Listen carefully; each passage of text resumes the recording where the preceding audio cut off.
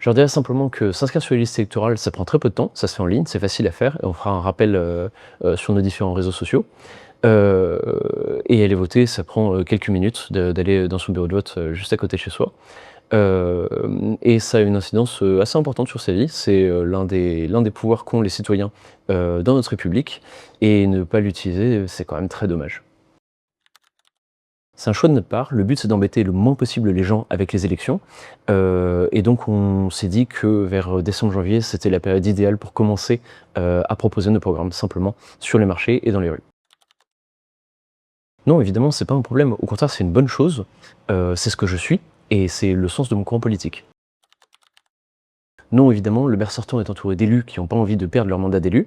Donc ça fait beaucoup de gens avec leur famille autour d'eux qui vont donc, répéter les messages qui sont, portés par les équipes du maire.